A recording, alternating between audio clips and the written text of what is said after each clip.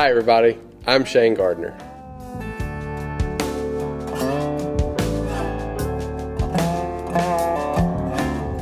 My wife Jessie and I started attending Gateway Community Church about 5 years ago. When we came here, it was the first church that we visited when we moved to Rincon.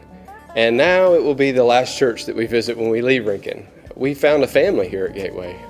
There's nowhere else I'd rather be.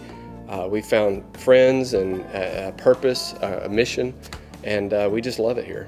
So let me tell you a little bit about myself. I have a wonderful 7-year-old Mario Kart playing son named Levi. I have a wonderful, energetic, donut-eating machine named Gibbs, and a beautiful wife who teaches at the high school in Effingham. And we're like every other family here at Gateway Effingham. We're just trying to get our kids to karate on time, go on vacation, make enough money to live on, and live the American dream.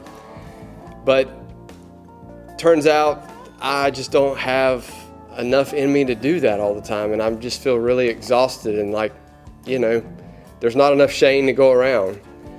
And then the Shane that is left over is not very fun to be around, and he's certainly not the kind of husband that my wife needs, and he's certainly not the kind of dad that my kids need. And I just found myself thinking, this isn't the abundant life that I think Christ wants me to have.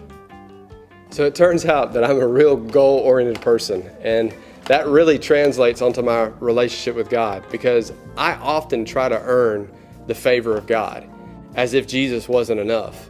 So that looks like I try to make a list of things that I ought to do, like pray and memorize scripture and go to church, and I try to do things all the time thinking that if I do this, then God's going to bless me. And that's not how God works. God blesses you because you seek Him, because you align yourself with Him. And so what that looks like now for me is if I put Him ahead of my wife, and I put God ahead of my job, and I put God ahead of my children, then suddenly there's enough Shane to go around. And suddenly there's enough Shane to be the dad that I wanted to be, and to be the kind of husband that I wanted to be, and to do my job in a way that glorifies Christ. And not only can I do all these things, but I have enough energy to do all these things, and I'm not exhausted at the end of the day. So it's been a journey for me this year, and I'm really looking forward to see what God has for me for the next years. And if you're here today and you're just tired and you're just struggling, maybe you should stop trying to earn God and just be surrendered to God.